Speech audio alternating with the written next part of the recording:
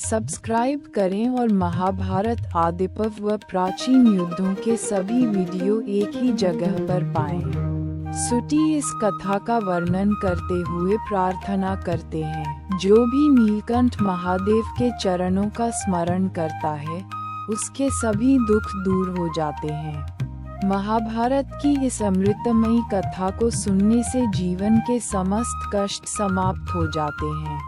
मुनियों ने कहा, सुनो सूतपुत्र, हमने एक अद्भुत कथा सुनी है। अमर देवता और असुर एक साथ मिलकर समुद्र मंथन कर रहे थे। समुद्र मंथन से उत्पन्न सभी रत्न देवताओं ने ले लिए। रत्नों के विभाजन में असुरों को हिस्सा क्यों नहीं मिला? असुर गर्ज कर बोले, ये कैसा अन्याय है? हमारे भाग्य में केवल परिश्रम ही क्यों लिखा है? समुद्र मंथन में सबने मेहनत की, लेकिन जो भी प्राप्त हुआ वह सब देवताओं ने ले लिया। ऐरावत हाथी, उच्च श्रवा घोड़ा, लक्ष्मी और कौस्तुभ मणि सब देवता ले गए। देवताओं ने बच्चों की तरह सब कुछ लूट लिया। अमृत का भाग देवताओं को मिलेगा, इसलिए उन्होंने अमृत कलश अपने पास रखना चाहा। तब असुरों ने एकजुट होकर कहा, हम इसे छीन लेंगे। देवता और असुरों के बीच तुरंत युद्ध छिड़ गया। समुद्र मंथन के फल को लेकर संघर्ष जारी रहा। यही देवता और असुरों के शाश्वत संघर्ष का एक और अध्याय बन गया। अमृत के लिए देवता और असुरों के बीच तीव्र युद्ध शुरू हुआ।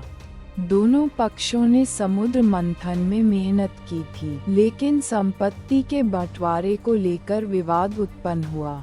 महादेव आए और युद्ध को रोक दिया। उन्होंने कहा, यह व्यर्थ का युद्ध क्यों? सभी ने परिश्रम किया है। अमृत सभी में समान रूप से बांटा जाना चाहिए। संघर्ष समाप्त हो गया, लेकिन प्रश्न उठा, अमृत का वितरण कौन करेगा? देवता और असुर इस पर सहमत नहीं हो सके। उसी समय भगवान नारायण एक सुंदर स्त्री के रूप में प्रकट हुए। उनकी सौंदर्य की आभा से चारों ओर प्रकाश फैल गया। उनके चरण युगल अत्यंत मोहक और सुंदर थे। पद्म भी उनके सौंदर्य के सामने फीका लग रहा था। उनकी सुगंध इतनी मधुर थी कि मधुमक्खियां भी अपने मधु को छोड़कर उस ओर आकर्षित हो गईं। वह तो रंभा से भी अधिक सुंदर थी और उनकी चाल भी बेहद मोहक थी। उनकी इतनी सुंदरता देखकर शिव भी मोहित हो गए थे। मोहिनी के रूप पर सब मोहित हो गए और अमृत वितरण का कार्य उन्हें सौंप दिया। उन्होंने कहा, मैं न्याय करूंगी। मोहिनी ने चतुराई से केवल देवताओं को अमृत पिला दिया।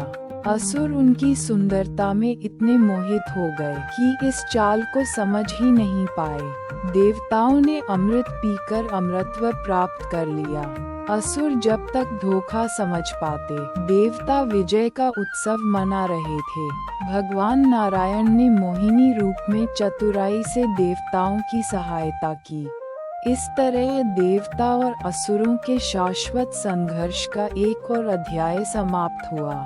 नारायण का मोहिनी रूप इतना अनुपम था कि उनकी नाभि एक खिले हुए कमल के समान मनमोहक लग रही थी। उस पर स्वर्ण आभा की छटा चमक रही थी। चारों ओर मृदंग और बांसुरी की मधुर ध्वनि गूंज रही है।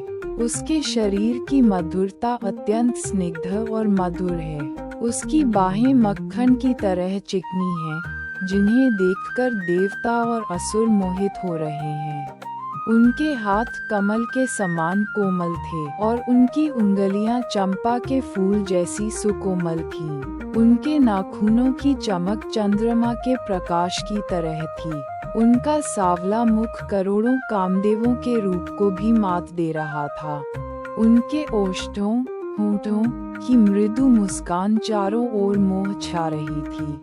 उनकी आंखें नीले कमल के समान चमकदार थीं और उनकी भौहें फूलों से बने धनुष जैसी सुडौल थीं। ऐसा सौंदर्य किसी को भी मोहित कर सकता था। उनके कपोल, गाल सूर्योदय की पहली किरणों की तरह चमक रहे थे। उनकी हंसी बिजली की चमक जैसी थी और उनके दांत मोतियों की माला की तरह चमक रहे थे। पीले वस्त्र में सुसज्जित नारायण के लंबे बाल पीठ पर लहराते थे। उनकी सुंदरता से संपूर्ण वातावरण मोहित हो गया। उनकी अचानक उपस्थिति से सभी चकित और मोहित हो गए। देवता और असुर स्तब्ध होकर इस अनुपम रूप को निहार रहे थे। नीले और सुनहरे आभा से वातावरण भर उठा है। मोहिनी के मोहक रूप को देखकर देवता, असुर और तीनों लोकों के सभी जीव जैसे उसके रूप पर अत्यधिक मोहित होकर स्थिर हो गए और उनकी दृष्टि वहीं ठहर गई। फिर धीरे धीरे सभी धरती पर गिर पड़े। मोहिनी के मायावी रूप को देखकर महादेव स्वयं मूर्छित हो गए। उनका त्रिशूल हाथ से गिर पड़ा। कुछ समय बाद शूलपाणी शिव को धीरे धीरे चेतना आई। चेतना वापस पाते ही शिव मोहिनी की ओर देखने लगे। धीरे धीरे वे मोहिनी के पास आए। मोहिनी मुस्कुराते हुए शिव से बोली, हे योगी, तुम सबके मन में बसे हो। सभी तुम्हारी स्तुति करते हैं। तुम स्थिर रहो। ये कहकर मोहिनी तेजी से चली गई। लेकिन शिव अपनी जिज्ञासा शांत करने के लिए फिर से मोहिनी के पास कुछ प्रश्न पूछने गए। शिव ने पुकार कर कहा, हे हरिणाक्षी, एक क्षण ठहरो। कम से कम एक प्रश्न का उत्तर दो। शिव ने पूछा, तुम कौन हो? कहाँ रहती हो? तुम किसकी कन्या हो? और तुम यहाँ क्यों आए हो? सत्य बताओ। शिव ने कहा, त्रिभुवन की सभी सुंदरियां तुम्हारे चरणों की धूल के सामने फीकी हैं। तुम्हारा यह अनुपम रूप अद्भुत है। शिव मोहिनी की ओर मंत्रमुग्ध होकर देखते हुए बोले, दुर्गा, लक्ष्मी, सरस्वती, शची, अरुंधति, उर्वशी, रंभा, मेनका, तिलोत्तमा, रति, त्रिभुवन की सभी सुंदरियों को मैं जानता हूँ और वे भी मुझे पहचानती हैं। लेकिन तुम्हारी जैसी सुंदरता मैंने पहले कभी नहीं देखी। हे शशिमुखी, चंद्रमुखी, तुम कहाँ से आए हो? सत्य बताओ। मोहिनी मजाकिया अंदाज में बोली, ओहे, मैं जो भी हूँ, तुम्हें ये जानने की कोई जरूरत नहीं कि मैं कौन हूँ या कहाँ से आई हूँ। तुम बिना तेल के शरीर पर भस्म लगाए हुए हो, सिर पर जटाओं का भार है। बिना पान खाए भी तुम्हारे दांत स्फटिक के समान चमकते हैं। वस्त्र के स्थान पर तुमने बाघ की खाल धारण की है। तुम अपने बारे में अत्यंत निष्प्रिय हो, यही तुम्हारी पहचान है। मोहिनी ने आगे कहा, तुम्हें अपने बारे में इतना निष्प्रिय नहीं माना जा सकता। इसके विपरीत देखो, मेरे शरीर की सुगंध से पूरा ब्रह्मांड भर गया है। मेरे अंगों की दिव्य आभा ने त्रिभुवन को प्रकाशमय कर दिया है। मोहिनी ने कहा, तुम मुझसे बात करना और मेरे पास आना क्यों चाहते हो?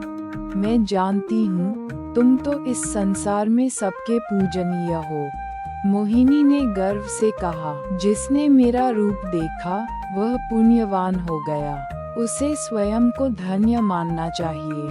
मैं सुर, नर और असुरों को मोहित करने वाली अद्भुत मोहिनी हूँ। मोहिनी धीरे धीरे दूर जाने लगी। चारों ओर स्वर्ण और नील प्रकाश बिखर रहा था। शिव स्तब्ध होकर खड़े रह गए। पृष्ठभूमि में देवता जिज्ञासा भरी दृष्टि से इस दृश्य को देख रहे थे। दिन रात इस मोहिनी मूर्ति की सुंदरता को देखकर मोहित हुए बिना कोई उपाय नहीं है।